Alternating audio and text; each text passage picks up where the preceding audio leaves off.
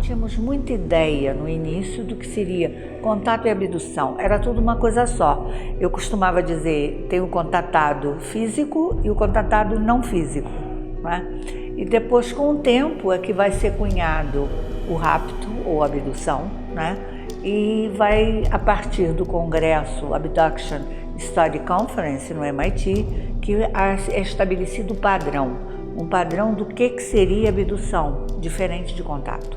Por quê? Porque os primeiros fenômenos que aconteceram foram muito marginalizados, os contatados, porque eles contavam muitas histórias, falavam de seres maravilhosos e fariam viagens a outros planetas, e eles foram ficando como que fora da nossa realidade e marginalizados pela ciência.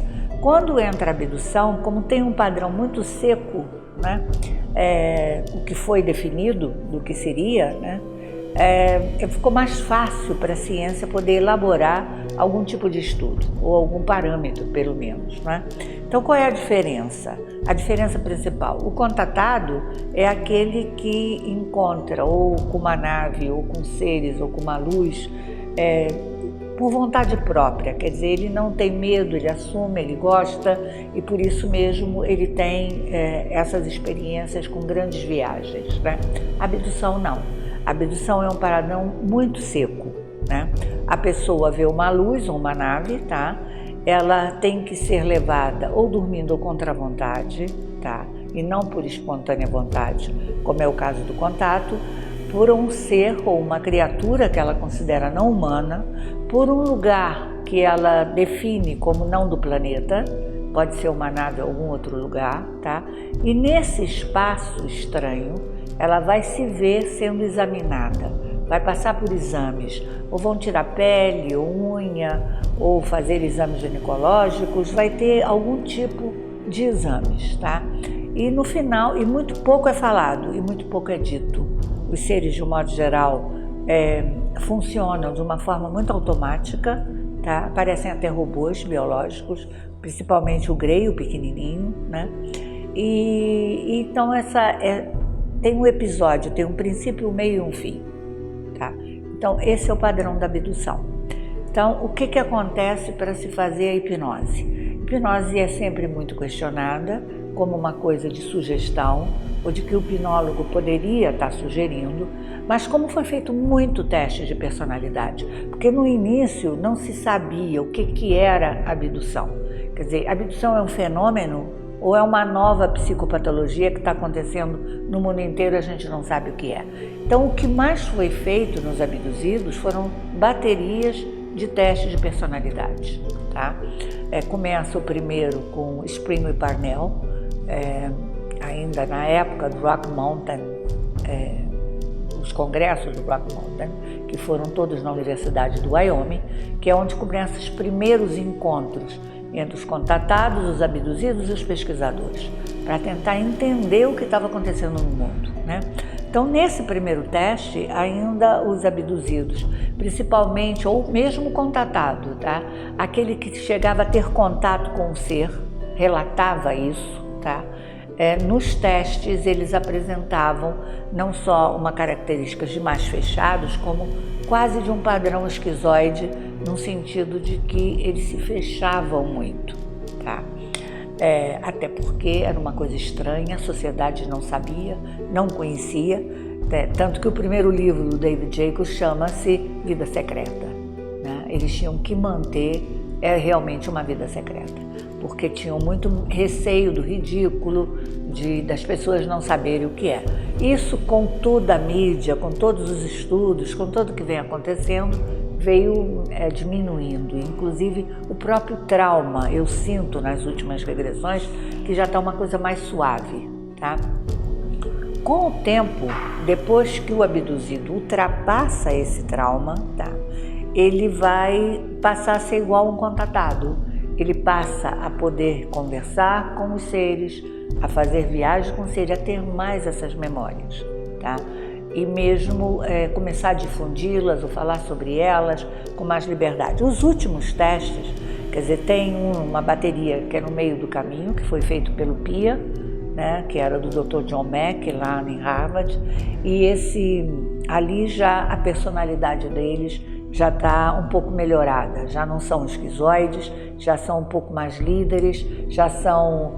Tem uma coisa que as pessoas sabem pouco, o abduzido não é sugestionável, tá?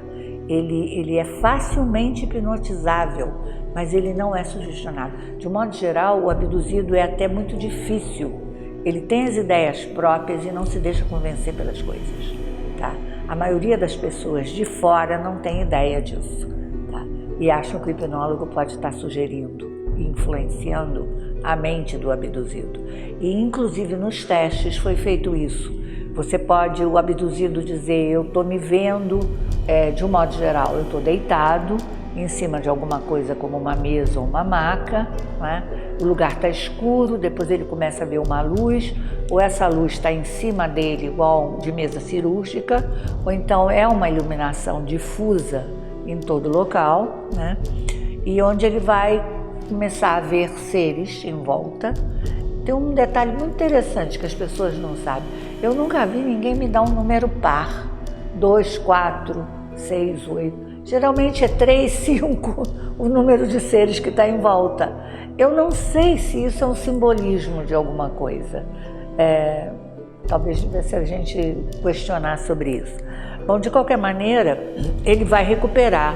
Quer dizer, aí, o que a hipnose vai fazer? Como essa memória, tanto para mim, depois de 35 anos de pesquisa, né, e mesmo do Dr. John Mack, lá de Harvard, que nós conversamos muito, né, essa memória é diferente, o registro dela, do registro das outras memórias, tá? Então, ela dificilmente vai ser confundida com uma fantasia, ou ela vai sofrer influência de filmes, de conferências, de livros, ou mesmo do próprio hipnólogo, porque ela é considerada um estado dependente de memória. O que é isso? Quando você tem uma situação traumática, qualquer ela, tá?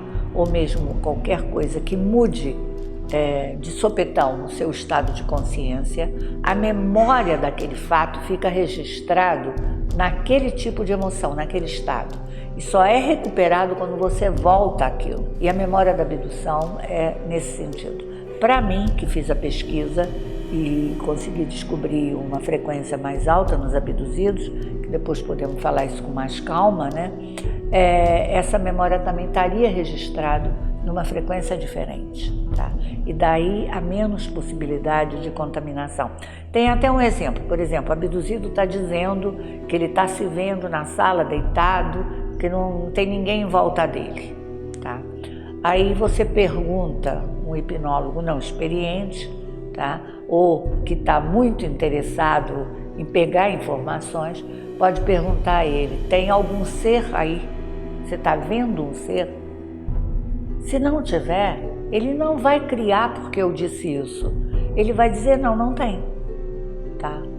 Depois pode até ser que pareça um ser, mas naquele momento que não tiver, ele, mesmo que eu sugestione, ele vai dizer: não tem, tá? E esse episódio, o que acontece?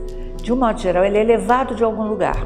Ou foi levado da cama, ou foi levado de um quintal com as crianças, é muito comum, ou foi levado num passeio, num sítio, tá? E aí o episódio começa aí. E o episódio termina quando ele retorna ao mesmo lugar da onde ele saiu. E para mim, com esses anos todos de experiência, isso é tão mecânico que eu já sei a hora que vai começar o retorno. Eu sei a hora que aquilo está acabando, tá? Porque os passos que acontecem durante um episódio são comuns. Agora, as memórias não são factuais nesse sentido. Elas vêm com uma carga emocional, né? E se a pessoa, em vez de abduzido, for contatado, aí a lembrança pode ser alguma coisa muito, muito diferente.